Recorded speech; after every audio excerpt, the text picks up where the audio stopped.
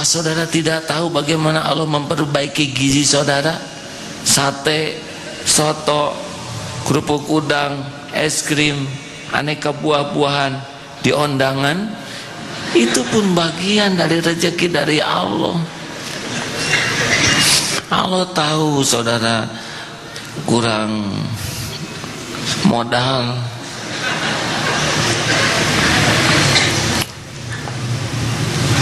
tidak banyak orang yang yakin, padahal janji Allah, wa may yatawakkal 'alallah fahuwa hasbuh. Jadi jangan salah, kenapa kok saya kurang terus?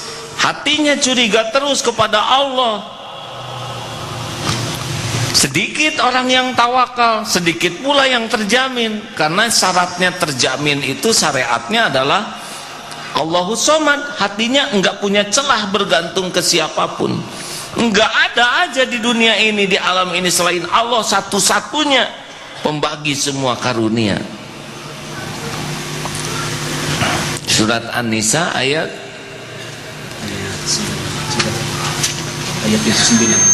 79. Ulangi lagi kita baca supaya yakin. Ma asabaka min hasanatin faminallah wa ma asabaka min sayyi'atin famin nafsik wa arsalnaka linnasi rasula wa kafa billahi syahida. Kebaikan apapun yang kamu peroleh adalah dari sisi Allah, dan keburukan apapun yang menimpamu itu dari kesalahan dirimu sendiri. Kami mengutusmu Muhammad menjadi rasul kepada seluruh manusia, dan cukuplah Allah yang menjadi saksi. Wa kafa billahi syahida. Cukup Allah, nggak usah centil sekarang. Kalau mau mencoba mujahadah, mulai sekarang stop jaim. Karena yang membuat hancurnya mujahadah ini, hancurnya kedekatan kita dengan Allah adalah karena kita berbuat ngarep-ngarep sesuatu dari makhluk untuk kita. Kalau ngarep-ngarep orang lain tobat, ngarep-ngarep orang lain taat, itu kewajiban. Tapi ngarep-ngarep orang berbuat sesuatu untuk kita, stop.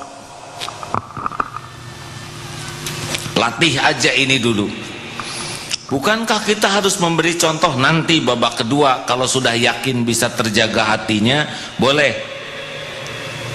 Sedekah kan saya mau ngasih contoh, benar mau ngasih contoh.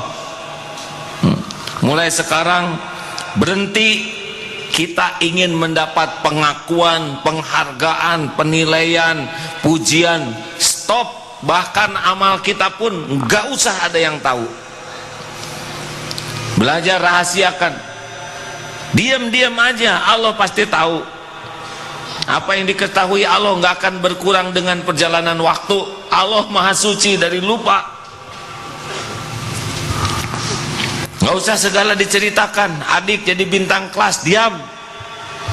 Nggak usah kita. Adik saya tuh emang kami dari keluarga cerdas ya. Kalau cerdas nggak akan ngomong gitu. Itu yang blow on malah. Maaf jangan tersinggung ya. Yang tersinggung pasti dia yang sudah ngomong. Apa kita kan ngomong itu hanya karena ingin diakui. Waktu tahun lalu ya, waktu ke Eropa, apa perlunya ngomong ke Eropa? Saudara ngasih ngebagiin oleh-oleh enggak? Itu kan hanya centil, ingin diakui kita sudah ke luar negeri. Padahal di Eropa juga hanya sampai di airport, lalu diusir lagi.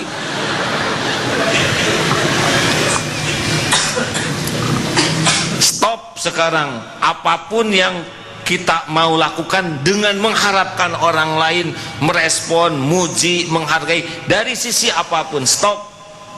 Latih ini.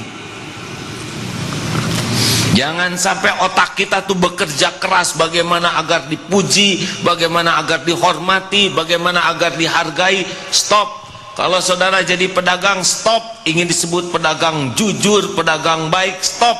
Kita mah nggak usah ingin disebut, ingin jujur yang benar tuh. Tapi kan kita harus menunjukkan image apa? Hah?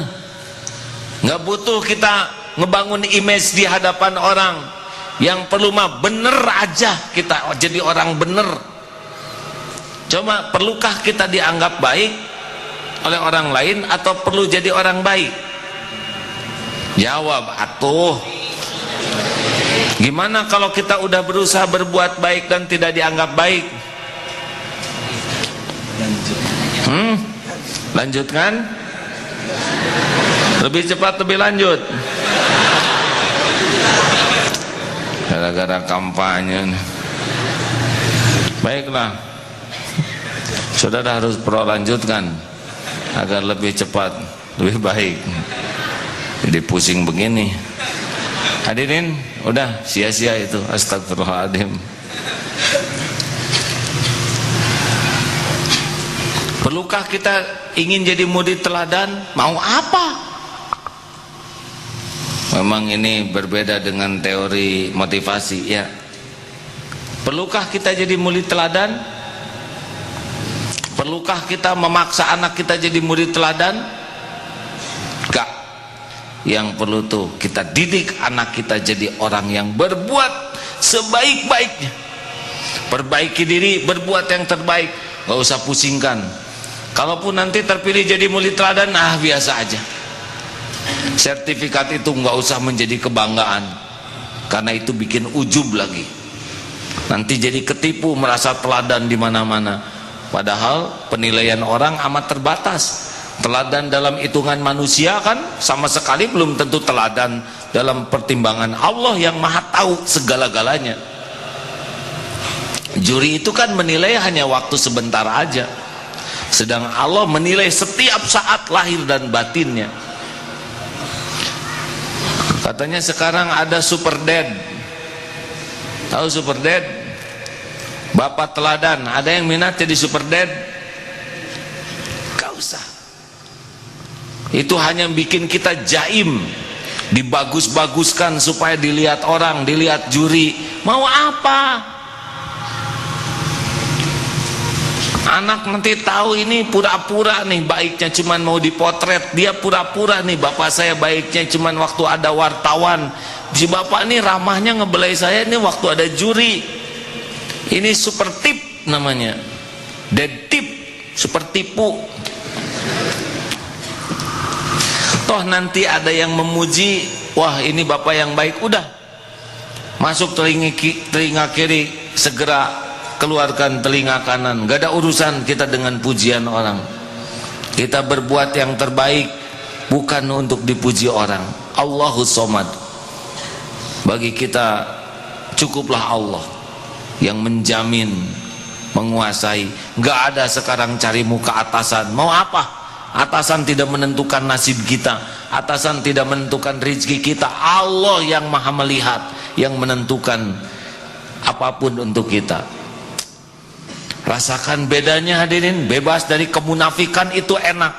Nah lawannya adalah munafik, yang otaknya tuh muter aja, terus muter. Si munafik ini muter, ingin kelihatan bagus, ingin kelihatan keren, ingin kelihatan ramah, ingin kelihatan cakep, ingin kelihatan pinter. Dia belajar hanya untuk dilihat pinter. Kalau dia ceramah ingin kelihatan hebat ceramahnya, ingin dahsyat, ingin menggugah. Kalau orang nangis ingin kelihatan mengharukan. Tenang, tidak lucu. Ini tidak lucu sama sekali. Lebih buruk lagi kalau menjual agama untuk kepentingan pribadinya.